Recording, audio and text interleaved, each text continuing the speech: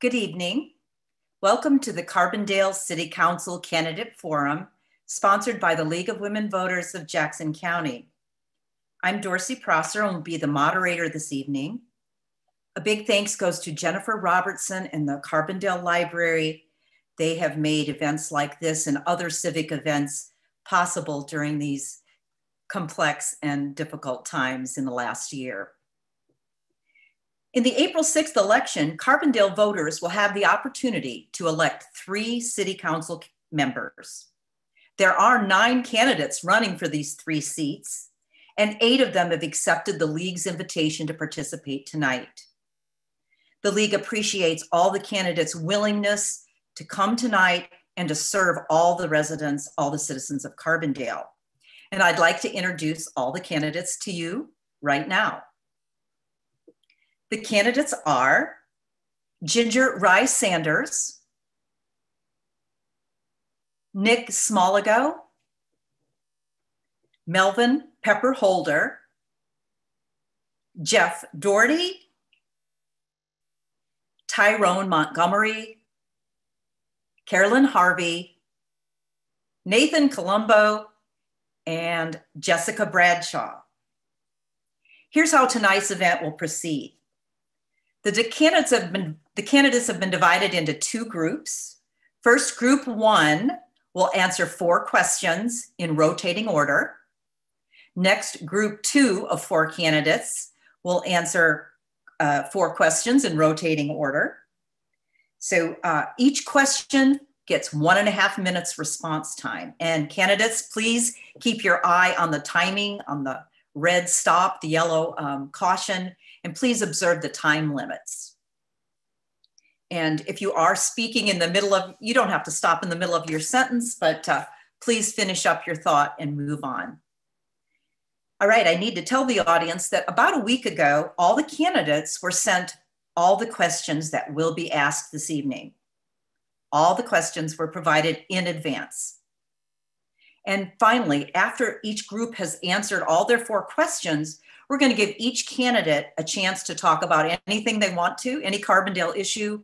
They can answer one of the questions their group wasn't asked, or they can bring up the topic of their choice. All right, so in that particular part, we'll go in alphabetical order and we'll conclude the forum with our concluding statements. All right, we're moving on to group 1. These are the 4 candidates in group 1. Ginger Rice Sanders, Nick Smaligo, Pepper Holder, and Jeff Doherty. So those 4 candidates alone will answer these first 4 questions. The first question, what kinds of knowledge, experience, and skills are needed to be an effective city council member? We'll start with Ms. Rice Sanders.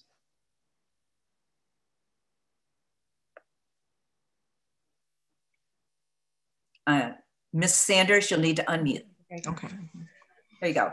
According to City Council, it is recorded that the duties of a City Council is to enact ordinances, policies, approve city budget, and work with the community investment program for infrastructure repairs and upgrades for such things as sidewalks, roads, water infrastructures.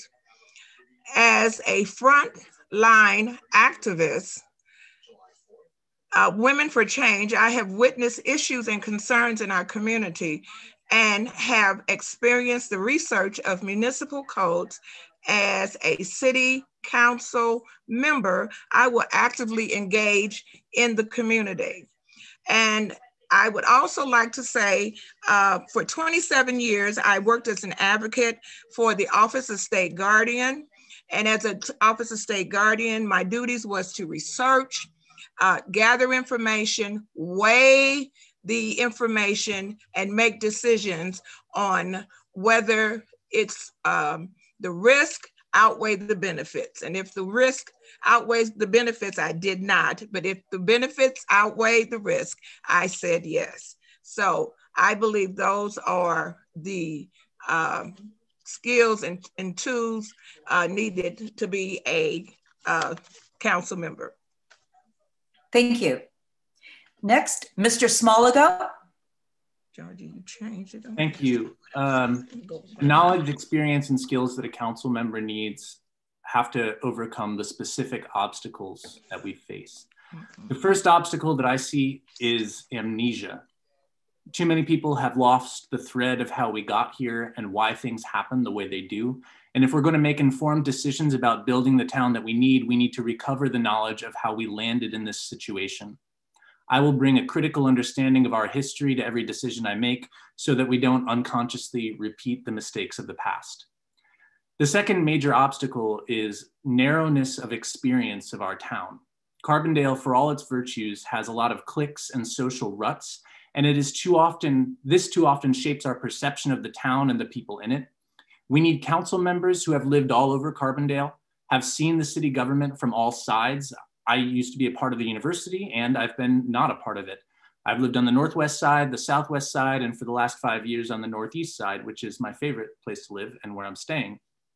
My perception of the town and its politics have been shaped by my relationships with neighbors all over. And I think this has given me a unique breadth of experience to draw from.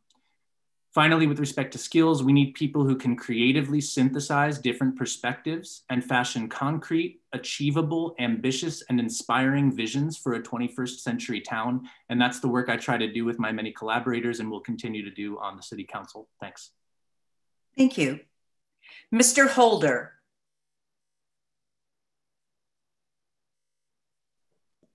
Yes. Am I? Yes, you're good. Okay, thank you. I guess I am the oldest one here seeking this position as city council person. I've seen a lot in my many years in Carbondale and in this country.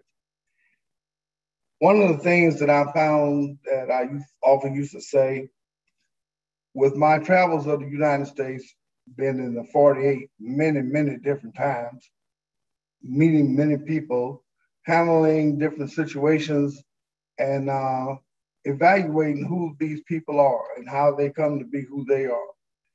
And so I look at the prerequisite to what staged them to go from one place to another as they graduated up. And I'm not just speaking of graduating college, graduating life's positions, life's steps in the song audio steps. The earning, learning, and I emphasize earning and learning the many different places and people, what was there that we could have had here in Carbondale.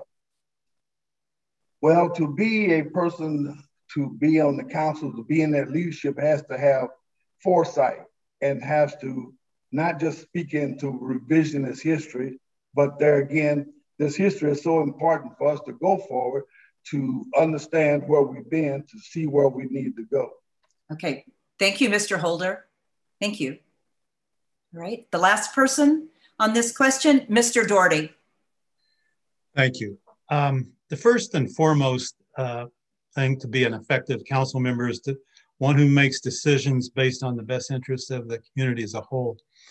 There should be a general understanding of government, local government specifically, and in the case of Carbondale, an understanding of the council manager form of government, including the roles of the mayor, the city council, and the city manager. It's helpful to have experience in local government, being on the city council for a short period of time or serving on a board or commission. There should be an understanding of the fiduciary responsibilities of the municipal corporation and be willing to make financial and legal decisions based on the best interest of that municipal corporation. One should have an understanding of the diverse types of the services the city provides. Also, one should be a person who studies and understands the issues, someone who listens well and can articulate their position effectively. And finally, someone who can work with other elected and appointed officials and who appreciates the art of compromise. Thank you. Thank you. All right, the second question. The city budget reveals sources of city revenue and city expenses. Please comment on your view of the 2021 budget and whether you recommend changes in how the city allocates its funds. Mr. Doherty, you go first.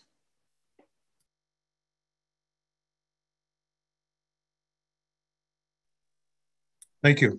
When the 2021 budget was approved, we were more than a month in the pandemic, and there were many uncertainties, especially in regards to the revenues and how the city would be affected. We knew there would probably have to be adjustments along the way, and since we had no idea how long the pandemic would last.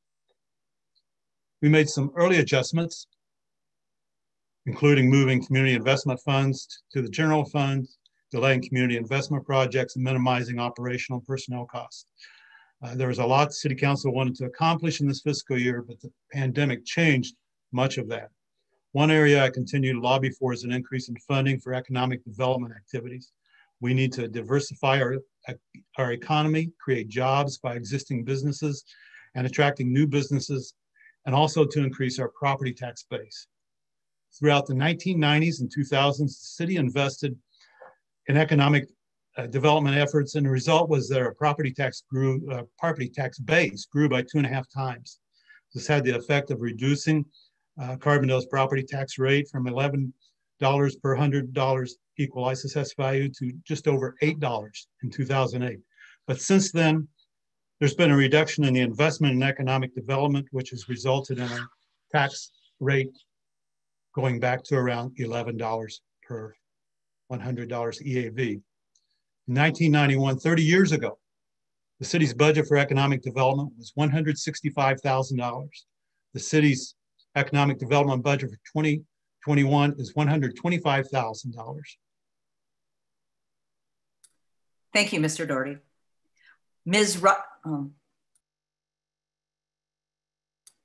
Thank you. Ms. Rice-Sanders, you are next. The budget is pandemically lean due to COVID, which reflects why revenues are less than expenditures.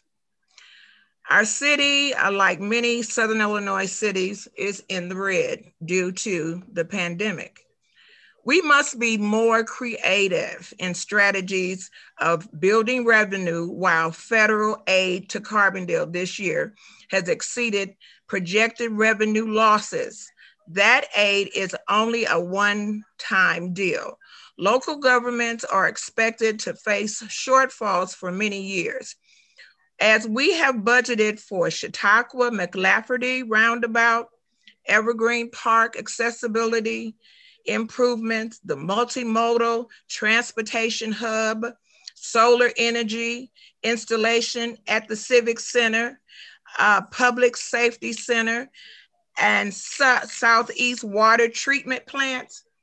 I am not seeing any budgeting for safe sidewalks, updated water infrastructure, and road repairs in marginalized communities.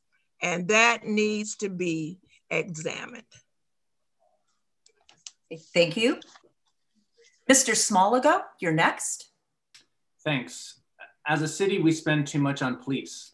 Last year, we spent over $10.7 million to support a police department that is double the size of the national average in a city that has seen significant population and revenue decline. Police spending out of the general fund is up 46% compared to a decade ago. And that's not even all of it, because last year, another 1.5 million went to police pensions that is not registered in the city budget. Last month, my campaign organized a meeting with Gary Williams and Jeff Davis to learn about how the city budget and the police pensions work. We invited all the other candidates, only Nathan joined us. We were shocked to learn that no other candidates or city council members had ever asked for a breakdown of how the budget works from the people who put it together. Think about that. The police pension obligations are going to increase every year for the next 2 decades unless we do something immediately.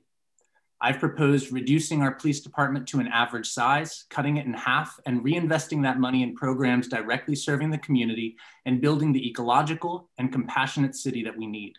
This is a sensitive issue, because people think that the more police we have, the safer we are. The evidence does not bear that out. As the mayor and city manager both said publicly, police are not capable of dealing with the problems that lead to interpersonal violence. That's something only community groups and families can solve.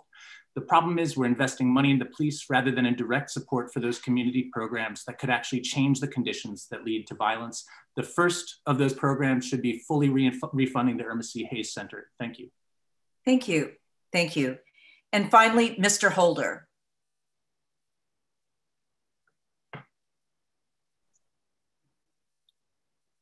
Mr. Holder. I'm here. Okay.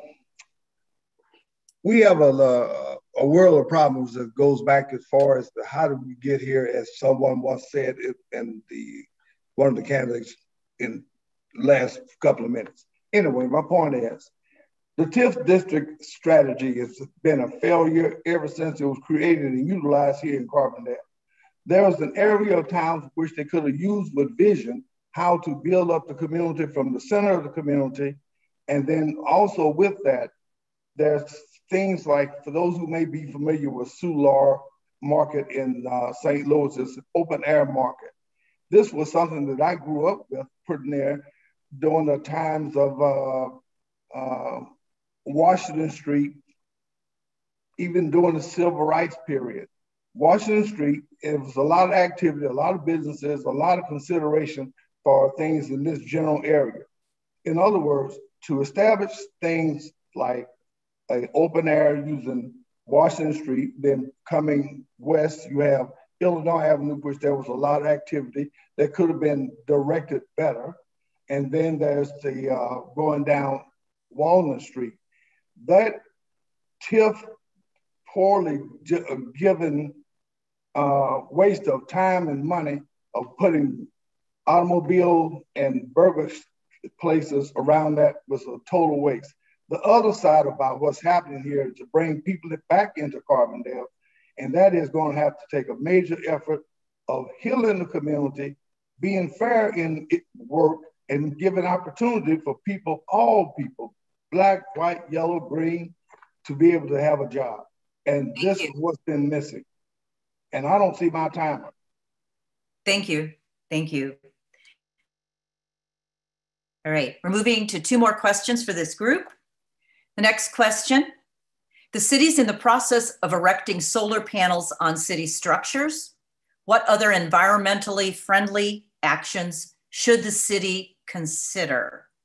We'll start with you, Mr. Holder.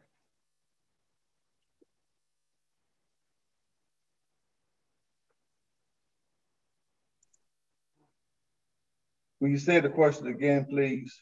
Sure. The city's in the process of erecting solar panels on some city structures. What other environmentally friendly actions should the city consider?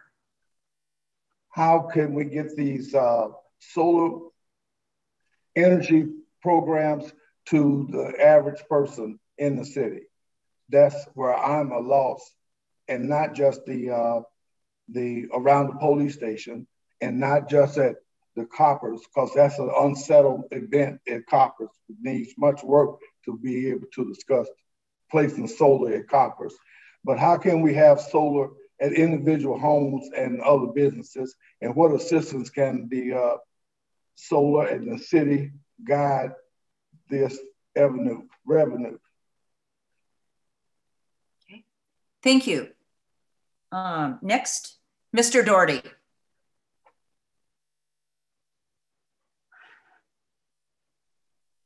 Thank you. Current City Council has moved forward with solar panels at City Hall, the police station, and the sewer plant. We will continue to look for opportunities of these types to implement. A couple of areas where we could expand our services is to expand recycling, curbside pickup to multifamily residences in the community. Also, as we move toward changing our fleet in the city to electric vehicles, we need to build first our internal infrastructure and servicing abilities to support those electric vehicles. And as electric vehicles become more commonplace in the community, we should look at community charging stations. These are some specific examples where the city is being a leader in the community and hopefully encourage others to do the same. But I believe as a city government, we should also play a broader leadership role. I believe we need to set a goal for municipal operations to be carbon neutral by a certain date, say 2030. Also, we should set a goal to achieve net zero community-wide greenhouse emissions by a certain date, say 2050. City government should make decisions throughout the organization to reduce its carbon footprint, and it should make it a priority consideration in all decision making. Thank you. Thank you. Ms. Rice-Sanders. It's inevitable that we turn towards renewable energy, such as solar, geo, wind, and water energy, and healthier transportation. But we need to look at other different avenues for cutting our emission. We have looked at studies and have one ourselves for biofuel digesters. Phoenix, St. Louis, Minneapolis, and other cities have built these digesters at their water plants, which create its own energy with very minimal emissions from our waste to run the water plant efficiently. We need recycled, reused, and clean water and cleaner air. We must also look at extractions of coal at SIU campus. Extractions put particulates 1s and 2s in the air. We on the northeast side of Carbondale, we suffer from asthma and other health issues from copper plant. And with our being compounded with fossil fuel, we need to have reparations for our soils by using trees and plants and mushrooms to heal the earth, and not just another cover up for commercial good. Thank you. And finally, Mr. Smaligo. Thanks, and thanks for the question. First, we have to acknowledge the depth of the problem. We are in an extinction event driven by the mainstream assumptions about how to grow and run an economy. This is not just in the realm of energy production, but in nearly every aspect of our lives. It is overwhelming, it is anxiety-inducing, and many people are tempted to deny it rather than face up to the issue, but it is not going away unless we figure out how to build a new way to live together. The good news is that young people are desperate for a new kind of life. Cities that act boldly now to build an ecological society are going to be the ones that thrive. As a first measure, and many of the things that we've been working on with the Carbondale Spring have already been mentioned, but as a first measure, we propose building food autonomy, a healthy food safety net within the city itself. And this is such important work that it deserves to be paid, just like we agree that it's the city's responsibility to ensure clean water for all. We should also ensure a safety net of healthy food for all. As a result, we would have a healthier, more beautiful, more resilient, and safer place to live while reducing our dependency on destructive agricultural practices. Imagine if we had done that in the 1990s. Or imagine if we had invested in solar 20 years ago. Imagine if we had listened to all the environmentalists over all the decades. How much better of a position would we be in now? The time is up on this issue, and we need to be thinking holistically, and we need people who are willing to fight for the earth and for a common life together on it. Thanks. Thank you. There's one more question for this group of 4. What areas of the Carbondale Vision 2025 plan reflect your priorities? For the audience benefit, the City Council had set forth a list of goals and action plans for the years 2020 to 2025. So the City Council has looked forward and set forth these plans. And this plan has been posted on the city website. So I'm looking for the candidates' reactions, reflecting of their priorities for the Carbondale 2025 plan. And we'll start with Mr. Smaligo. There are some great ideas in the plan. A community housing trust, which we've worked on with the Carbondale Spring already, sidewalks, bike lanes, public art, a green wall, retaining graduate students as residents, more year-round youth programming. These are all great ideas, but to be honest, while there are great ideas, I don't find the Vision 2025 plan particularly visionary. From my view, it's a lot of deck chairs being rearranged on a sinking ship when we should be building a lifeboat, a refuge, as Nathan and I like to say. I think that we can do better, and I think we would have done better if there was a greater effort made to listen to more people. I recently spoke with a city employee in Lawrence, Kansas, who said that their strategic plan was composed from conversations with around 20,000 residents. About a fifth of their total population was engaged in the process. I don't need to tell you that that's not how it works here in Carbondale. Instead of encouraging participation, the city government too often discourages it, or it's the same people at every meeting year after year.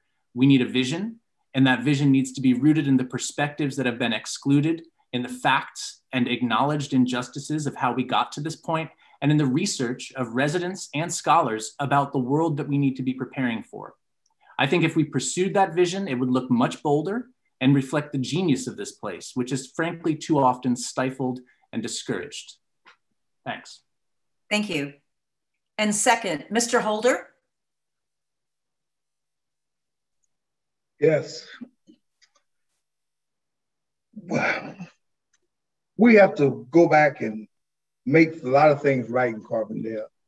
These things are not only about Carbondale, the surrounding areas all affect, we intertwine with each other. The process of going forth to build a better Southern Illinois, Carbondale having this role, and what is Carbondale's role to one degree is we have a university, Marion has 57. Yet and still, we have a lot of traffic that comes right through here, especially with the university, hopefully to grow back to what great potential it once had. With that, this is the economic thing, engine for Carbondale and Southern Illinois, but more than that, with the university participating in the development of Carbondale itself, Southern Illinois, then we really have a strong component to make us all a better place. And we have things to heal, and in that healing, and then the work shared, the load shared, the redirection of the police department, the things that we can do for ourselves, make this a better community.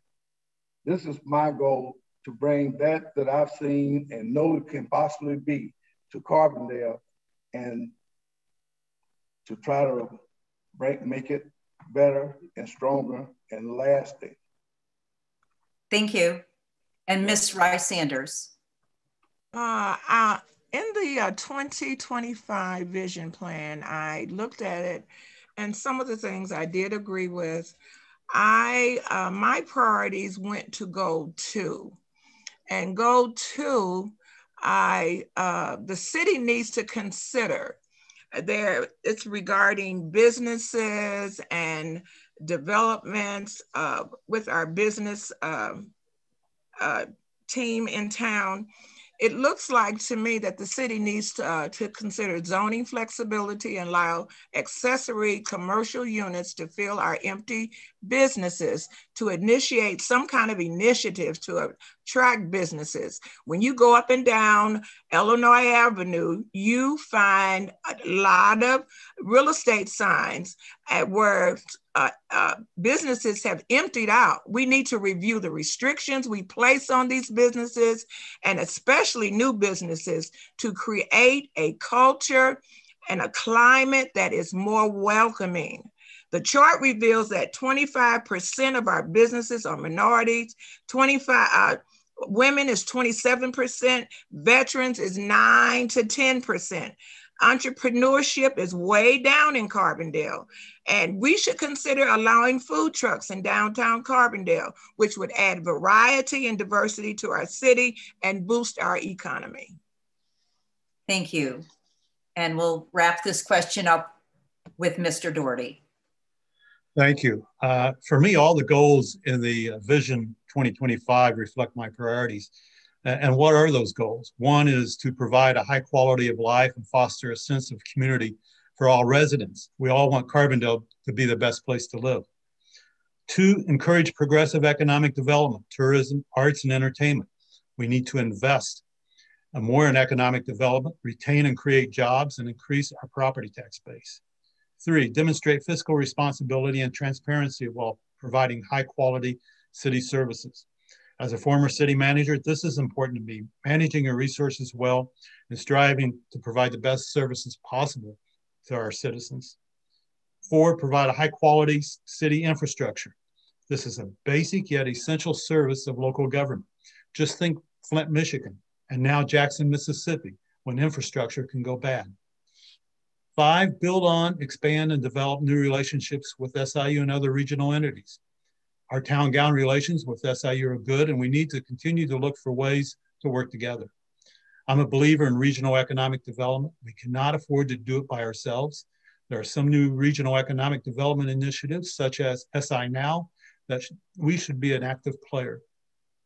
Goal 6, use the downtown master plan as a guide to revitalize the city center. We're in the design phase of the multimodal transportation facility that will change the face of downtown to a large extent. 7, beautify landscapes, enhance residential development and rehabilitation. Thank you. Thank you. That wraps up our group 1, and they'll get to come back with their individual question, but thank you very much, group 1. And now we'll move on to the other 4 candidates who did accept our invitation to come tonight. All right, so group 2.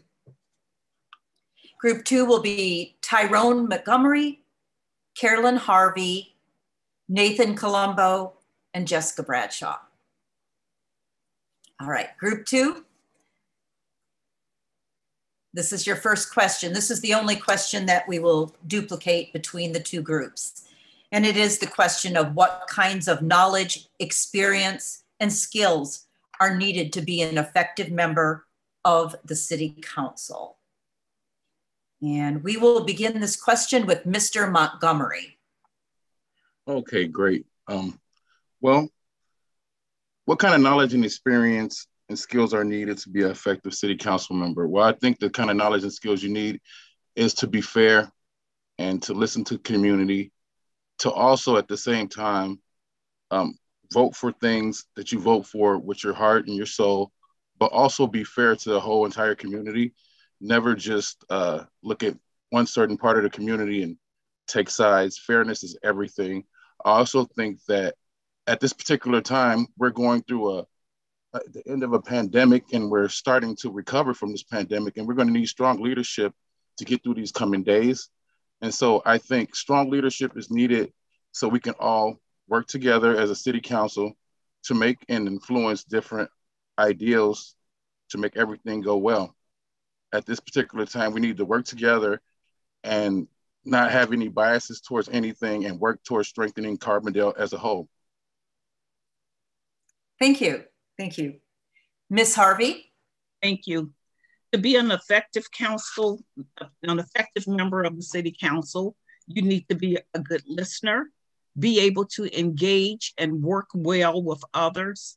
You also need to be able to read, comprehend, and analyze data. But most importantly, you need to be able to make decisions based on what's best for the citizens of Carbondale. Thank you. Thank you. And Mr. Colombo? Thank you.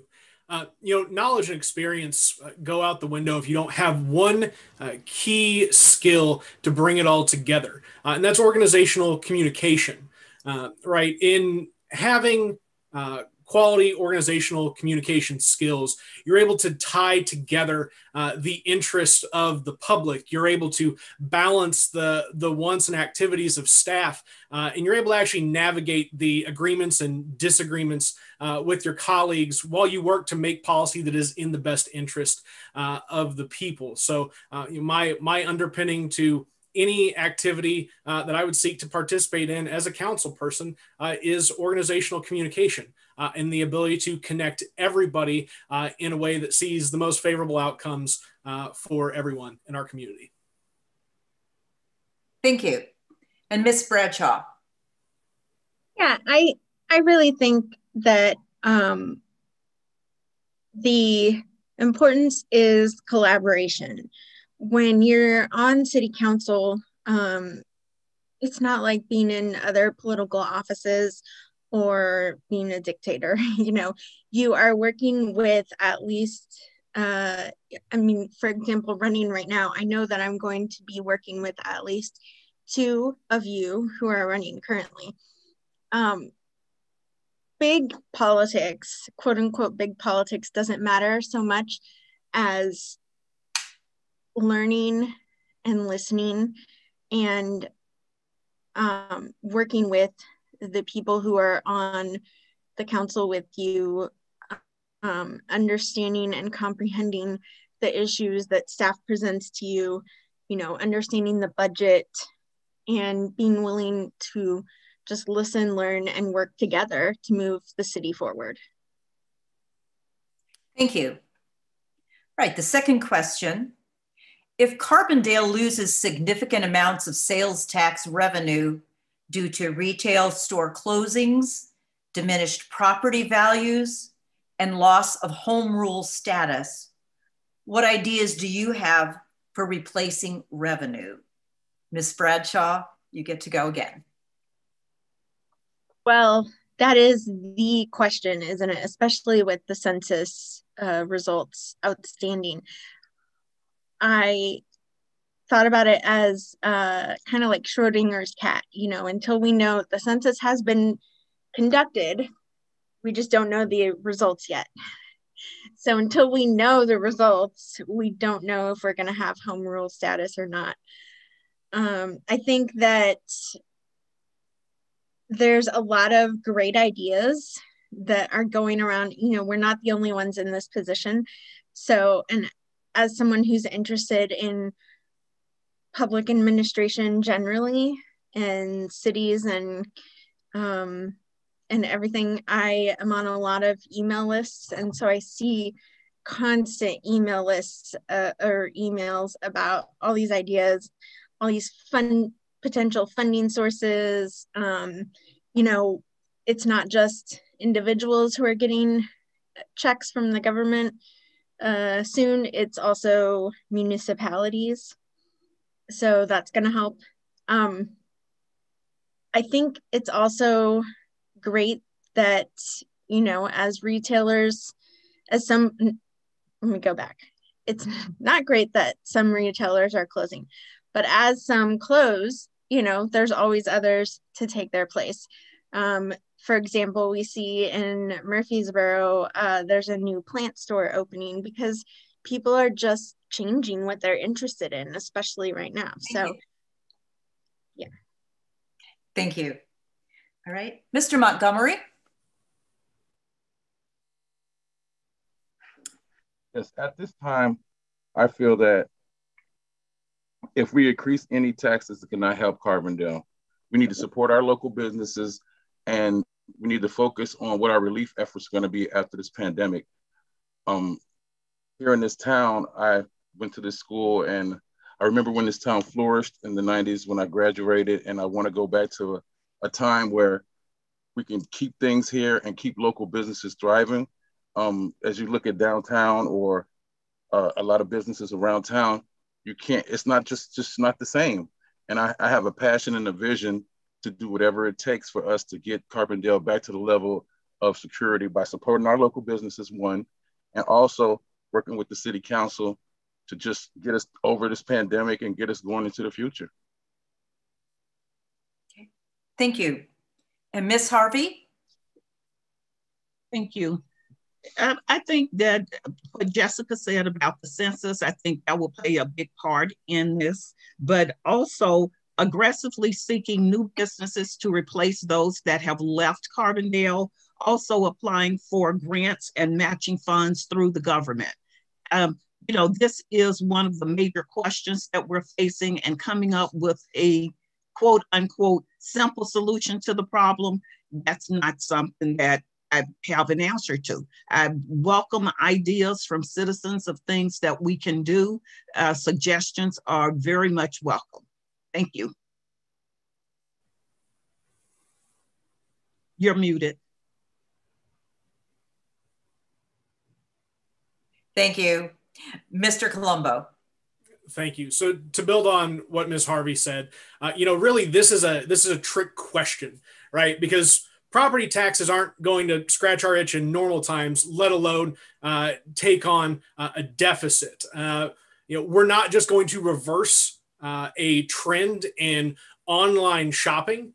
And the reality is that we are going to go below 25,000 residents when the latest census results come out, which means every person that is running for office now, hopefully everybody that's on this call and anybody that sees this is ready to dig in on defending home rule status at referendum, because that is what we are going to have to do. There is no change that is going to come down the pipeline from the state. Right? There is no amount of grant money that we're going to be able to seek out that's going to replace home rule status. And so we have to rely on our credibility with our citizens to convince them to maintain this home rule status, to ensure that it does not go away. Because again, there is no replacement for it. Beyond that, I want to touch on the grant opportunities, especially with the federal government right now, as some other council candidates have stated so far. We seek grant money as a city, and we're pretty good at it. And with any luck, we'll be able to engage the American Rescue Plan that President Biden will sign in tomorrow and get our little slice of that cash. Thank you. Okay, the next question. With some neighborhoods plagued with dilapidated housing, empty rentals, and trash on the streets, how could the city promote an appearance more inviting to new residents, visitors, and prospective SIU students? Mr. Colombo.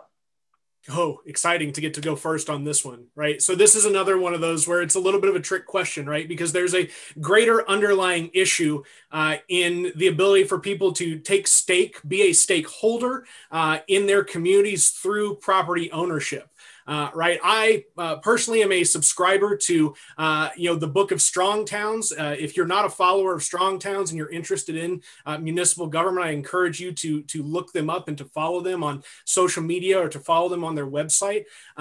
Specifically an idea that I can support that's seemingly in the 2025 vision plan, and something that council members like Adam Lose are already discussing, is that community housing trust, or a community housing development organization, something that allows us to, as a city, acquire, renovate, develop, and turn over into home ownership properties that have degraded over time because of the lack of attention that they've received from landlords.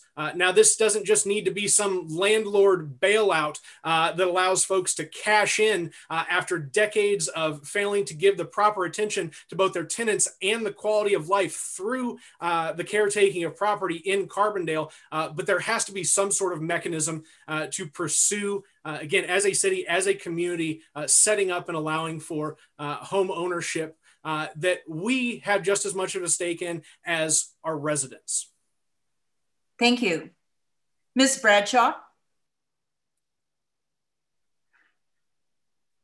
Yeah, that's actually quite a bit of what I was going to say. That is something that has been bandied about before, is like, how do we encourage landlords to turn over some of their single family residencies to be owner occupied, but without giving them incentives that they don't necessarily need, and encouraging them to just let places get more dilapidated until they get to that point where the city, buys them, or whatever kind of program we would figure out. I think that there's another program that we should look at, and that is something that the hospitals in St. Louis have done before, which is if you live within walking distance of the hospital, and I don't know the specific incentives, but they give nurses and doctors who live within walking distance an incentive to live closer. Another thing that I would mention is just, we already have a shade tree and a curb appeal program that I just think aren't as well publicized as they could be. I would encourage everyone here today, there's about 90 people listening right now or watching right now, and hopefully more will be later, to look into the curb appeal program. It's really a good one, and it would definitely help more than just you as a homeowner, but the whole neighborhood, you know. Thank you. And just generally more incentives to home ownership. Thank generally. you. Thank you. Mr. Montgomery? Yes. For this question, I feel that we can invoke stiffer penalties for residents who do not keep Kemp homes. Also, we need to bring back a sense of pride in Carbondale. I mean, if we had more pride and citizens had more pride, then they would have a better upkeep of their homes. Also, we need to make some of these landlords very accountable for the conditions of their properties, not to mention any specifically, but we have a problem in this city with a lot of rental property owners who let all their properties go down. They're not good landlords, and it causes a condition where people don't want to rent from some of these people. And it makes Carbondale just have a stigma of not having some of the best rental properties. So that wouldn't invoke people to want to come here or go to school. And we want to grow and have a sense of pride with the city. And that's one of the things I would also do. Also, we need to have affordable, good housing here, to where the housing is affordable and it's a nice structure. You know, a lot of these homes in Carbondale is I guess basically just older, and they're not well kept. And we need to address these issues so Carbondale can be a beautiful place to attract new individuals and students also. Thank you. And we'll finish with Ms. Harvey. Thank you. I think that, well, I believe in that saying of we're all in this together. Making Carbondale a more inviting place is something that we should all be involved in, not just the city. The city, along with citizens and businesses, should take pride in our city. We all have to realize that when visitors and prospective SIU students become residents of Carbondale, that it benefits all of us. Thank you. Thank you. This is the final question for group 2. What role council have in shaping police policy? Ms. Harvey, you are first. Thank you. I see the role of City Council as setting policy to ensure community safety for all citizens. Thank you. Okay. Mr. Colombo? Yeah, so I think we should have an extensive role in shaping police policy, right?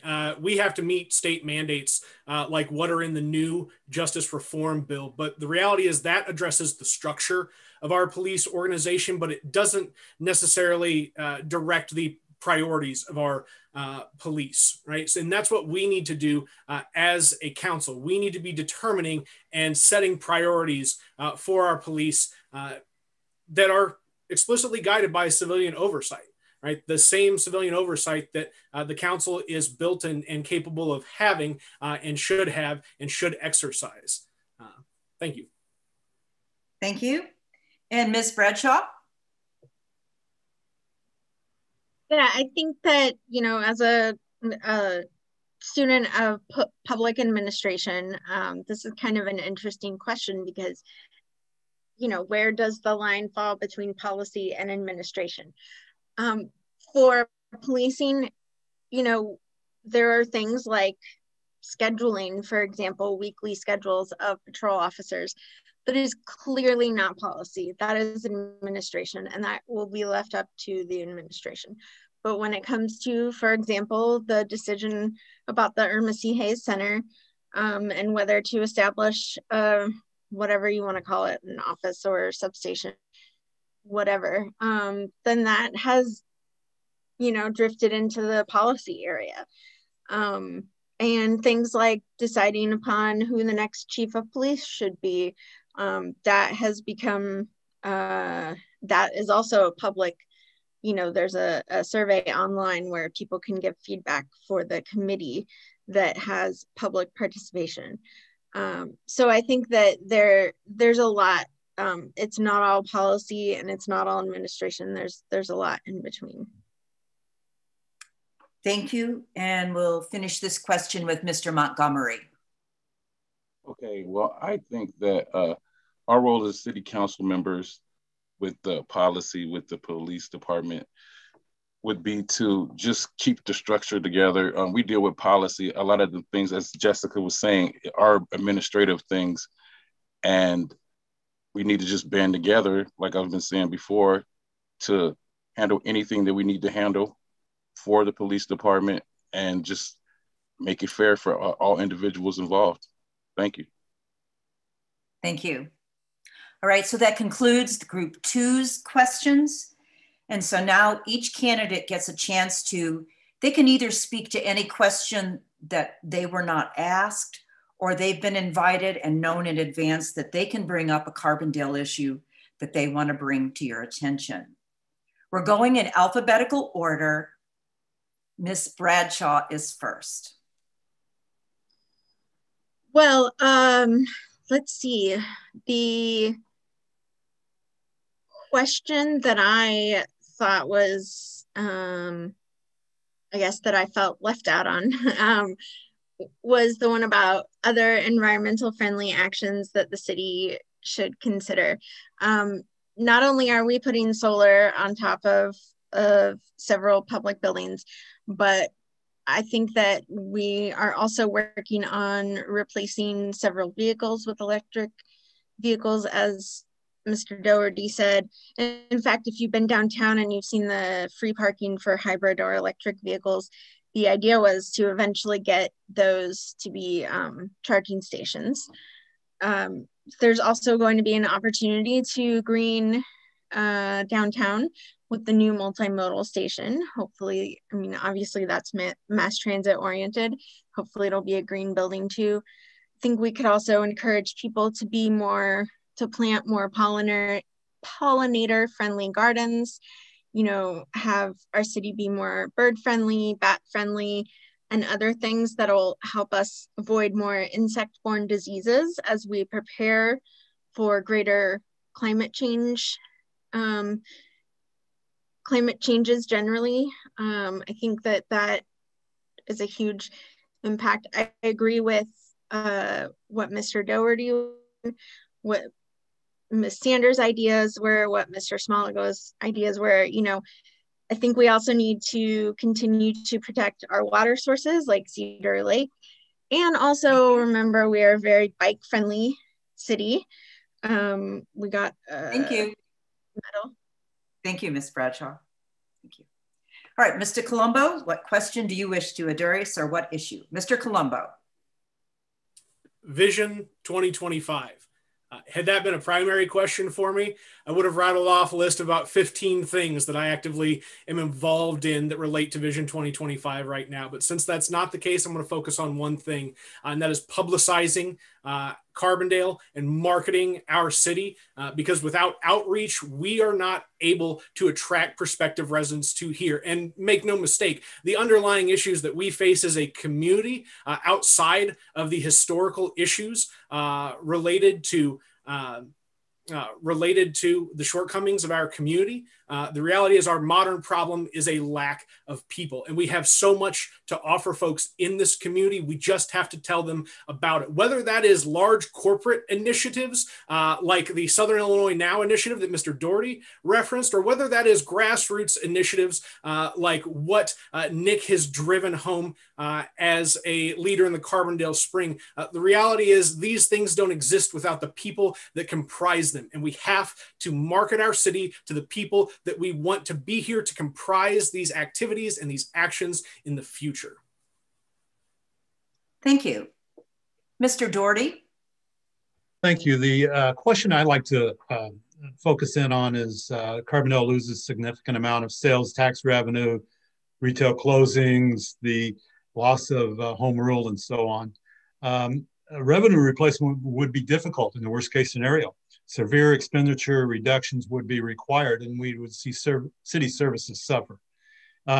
We will continue to be regional retail center. The retail sector is changing. Large department stores may be a thing of the past, but other retail sector are doing well. The closing of a store is an opportunity for another business to come in and start up. And we need to assist those businesses and the property owners and having that become a reality. Property tax base has been stagnant for the last 10 years, which is why we need to invest more in economic development. Expanding existing businesses and attracting new businesses creates jobs, spurs the economy, and expands our property tax base. If Carbondale city government needs to become more reliant on property taxes, then we must grow our tax base to mitigate the impact on our property owners. While the 2020 census may result in our population going under 25,000 and therefore losing our automatic home rule status, I'm confident the Carbondale community would approve a referendum keeping home rule. The benefits of home rule for Carbondale are numerous, and the alternative is financially unacceptable. Thank you. Thank you. Ms. Harvey? Thank you. I'm actually going to try to hit 2 points in here. The first one being the Vision 2025. Those areas within that document that are my priorities are, first of all, exploring the possibility of merging the Park District with the city simply because the citizens of Carbondale asked us to do it in 2019.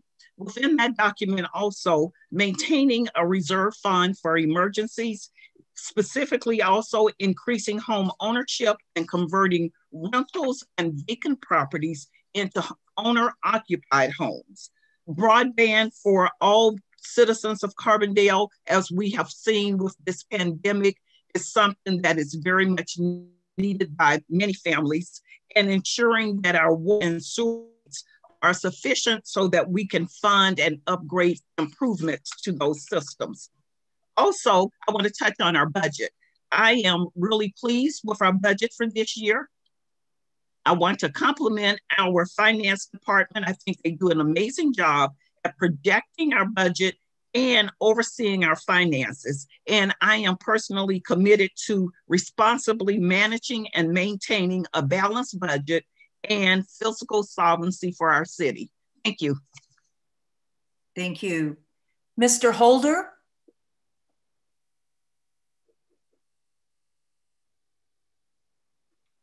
Yes.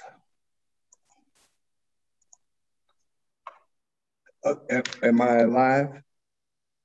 Yes, Hello? you are. Okay. Yes. This is your opportunity to speak on any question or issue you would like. Well, I'll go back to what I really wish to stand tall on.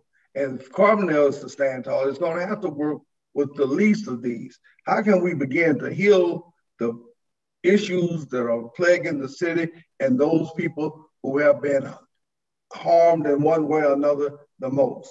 We got housing and types of loans and types of development for housing is a big concern, which is in the long run, the largest wealth gaining for the individual as well as for the city. So that really needs to be looked at. And going back to what I was saying earlier, the TIF needs to be reevaluated as to what type of businesses and things we wish to place in there. In the healing of Carbondale area here, the jobs and the affirmative action plan to where all people have access to work, which as you can clearly see, has not been in many, many years.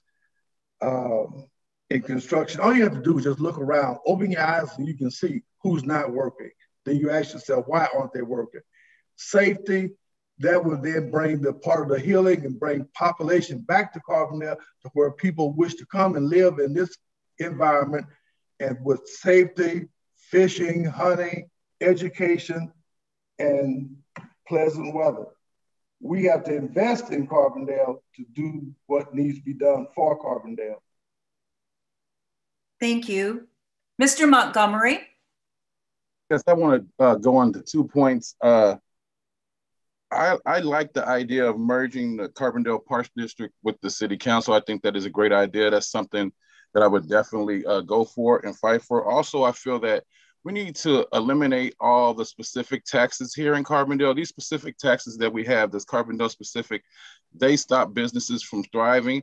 and it's not inviting for us to have other businesses come to this town. Marion, for example, is a close town to us, and they're always having new businesses come in and different things. But from what our taxes are at this particular time, I and other people I know, they buy different other commodities and goods in other towns because their tax base is different than what we have here. We need to stop and eliminate some of these taxes so some of the disenfranchised community, people in the community can also become a part of this community. I want to work hard towards doing that and also unifying Carbondale itself. Thank you. Thank you. Ms. Rice Sanders. Mute myself here. The conflict, I want to talk on what role the City Council have in shaping police policy. The conflict between police and communities of color is historical. The conflict between police and communities of color is historical. Sitting on City Council, I would advocate to build an oversight committee to audit police budgeting, to review who we are hiring as police staff, to monitor police practices. We must adhere to the House Rule 7120, George Floyd Justice in Policing Act of 2020, that reforms police training and policies. There's problems in the structure. This is the time and the opportunity to create community police reform, supporting our police to become guardians and not our adversaries, so our communities can heal and be healthy and feel safe. I went out canvassing on the Northeast side, and I know there is a big divide in this town. But the doors that I knocked on, the first question, are we gonna get a resource center? These were individuals that wanted to know, it's time for me to feel safe in my home. It's time for me to walk down my street. Thank you. So we need to address that. Thank you. And Mr. Smaligo, your turn. Thank you. I have a lot to say about the police issue, as everybody knows, and I'm just going to refer people to the Carbondale Spring YouTube page and Carbondale Spring /videos to hear everything I have to say about that, because I want to talk for a moment about economic development, which maybe people haven't heard me talk about. So the current model of economic development doesn't work for towns like Carbondale. And it's premised upon attracting outside capital. And what that does is it creates low wage, precarious jobs and money leaving town. At the same time, we have local businesses that are struggling to find buyers. What we propose with the Carbondale Spring is that the city should adopt as its development strategy the creation of a business ecosystem based on worker-owned cooperatives. So that is businesses that are owned by their employees. And we can create a network of worker-owned cooperatives that are servicing our anchor institutions of SIU and SIH. Worker-owned businesses have a higher job satisfaction rate and even a higher productivity rate. And they're the kind of businesses that young people want to be a part of. But it's not even enough to build worker-owned cooperatives. First, we need to make sure that the people who are building these businesses are people that are from marginally or traditionally marginalized communities, people of color and women getting access to start their own businesses. But beyond that, we also need to make sure that we're building new ecological supply chains that can be ecologically restorative and resilient in the face of economic and political uncertainty. The co-ops we build should be based, oh, is that it? I'm on a stop, thanks. Thank you. All right, we come to the concluding part of our forum, and we're down to 1 minute each. You can give a concluding remark. Again, anything you want to say, any concluding remarks. We're going in reverse alphabetical order. Mr. Smaligo, you're now first. Thank you. Last summer, I led a project to build 12 chicken coops in and around Carbondale. I worked with people all across town, and we designed, mass-produced, and built coops and distributed chickens to everyone over the course of a few months, and with a few thousand generously donated dollars. We gave these coops and chickens away for free on the sole condition that people shared the eggs with their neighbors. Maybe surprisingly, this project has worked. The chickens are alive and well, and neighbors are getting to know each other and collaborating on caring for them, sharing the eggs, and having conversations they certainly wouldn't have had otherwise. In the end, this is all the security we can really have: strong relationships with those with whom we share a place. We need to rebuild that sense of a common life together. And this is the energy and the spirit that I'd like to bring to the City Council: a practical, creative, and visionary approach to building a new kind of life together. And that is today, I think, the only remaining path of hope for honest people. Thanks. Thank you. Ms. Rice-Sanders, your concluding remarks. This past year, when the world stood still due to COVID and the pandemic, we experienced worsened economic despair. Being a frontline activist, I witnessed all the needs of our communities here in Carbondale. One day I had an epiphany moment, and I was sitting in a parked car, and I felt like I was moving when I was really sitting still. And I said to myself, Carbondale is still sitting still too. I decided at that moment that I needed a seat at the table to start moving our city forward. As communities are beginning to build all around us, we in Carbondale must cling to a city that is for diversity, equity, inclusion, and equality. Vote on April the 6th for Ginger Rice-Sanders for good change. Thank you for this time and space. Thank you. Mr. Montgomery? Yes, in conclusion, I would like to say, I want to try to help restore Carbondale to have a true sense and a vested interest in us growing and restoring ourselves to where we used to be. Us as city council members, I feel that we want to make Carbondale a place where we can live here and raise children and feel vested in the community. By voting for me, I will study, I will do whatever's necessary to get us over the hump and after this pandemic, and also to keep things going along as it's been. I feel like the city council members are on the council right now. I feel like they're doing a good job of sitting in all the meetings.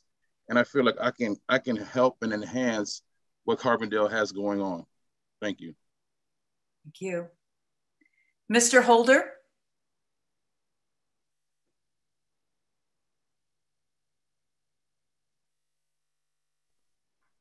Yes.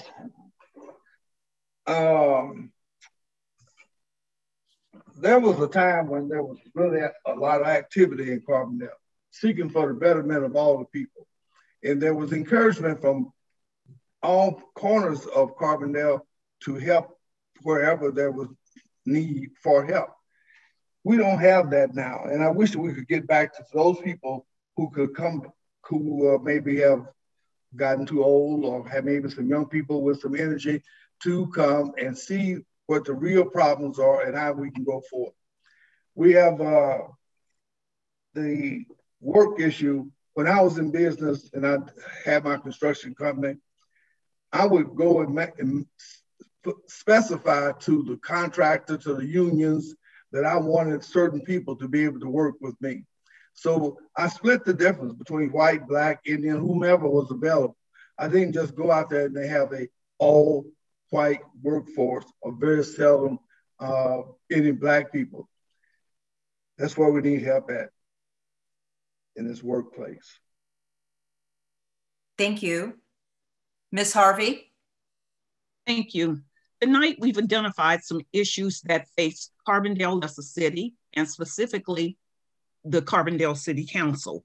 I know that I personally don't have the answer to every problem or every issue that we've brought up, but I believe that together we can come up with solutions to these issues.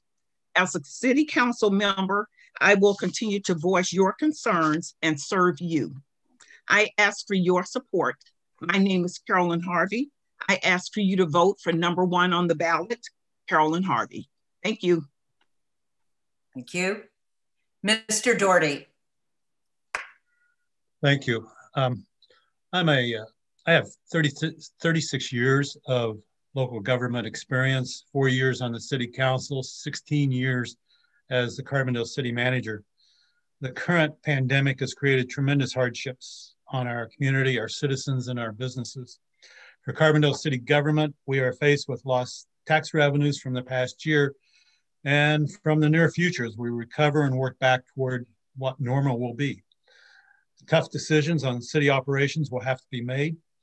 Now more than ever, we need experienced and trusted leadership on the city council, the experienced and trusted leadership that I can provide. Thank you. Thank you. Mr. Colombo.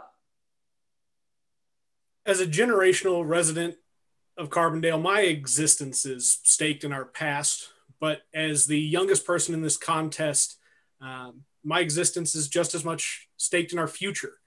I can't build a chicken coop, but I just as much crave that need for a common life, a shared existence with community members, which is why I take pictures of the chicken coops.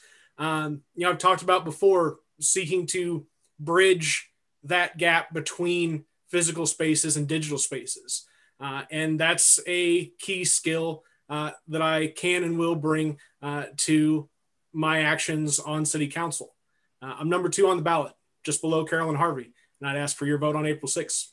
Thank you. Thank you. And Ms. Bradshaw. Thank you again to the library, the league, and everyone who is here listening and who will hopefully watch later. This year has been crazy. I think it speaks highly of everyone who's running, who's involved individually, and the organizations who have been persevering throughout this last year. My birthday was 2 days ago, so I have very distinct memories of last year when everything was changing and this year. And, we've done a good job. I just want to end on a high note. And I hope that whoever you vote for, whatever you're concerned about, just get out there and vote. I was looking at the numbers from 4 years ago, and it's really sad how many people vote locally. And I know we're all exhausted from the last election, but please get out there and vote and take someone with you. Thank you. And if we were live, we would all be giving you a large and loud applause. We do, on behalf of the League of Women Voters, I want to thank the candidates. I want to thank the audiences for being informed voters. And if you want to continue in your road of being an informed voter, the League of Women Voters is having 2 more forums about races that will be on your ballot. Next Tuesday, District 95 School Board will have a forum, same way to register for carbondalepubliclibrary.org. So come and hear the candidates, 6:30, March 16th, Carbondale District 95. And then on a week from tonight, March 18th, 6:30, the John A. Logan Board of Trustees, we will have another forum for them as well. Be aware that early voting is available now at the Jackson County Courthouse, at the county clerk's office. If you're an early voter, I hope you've heard that the usual Civic Center early voting has needed to be changed to First United Methodist Church, 214 West Main. As you probably know, the Civic Center is a mass vaccination site. So early voting in Carbondale, March 16, 22, April 1, that's at the United Methodist Church, 9 to 3. You can go on the campus of SIU Student Center, vote early, March 18, 24, and April 2nd. And again, I hope you'll continue to be an informed voter. And as I appreciate at the end pointing out This is an election where you can vote for people that you know, that live in your community. And it seems very, very important that your voice is heard. So on behalf of the League of Women Voters of Jackson County,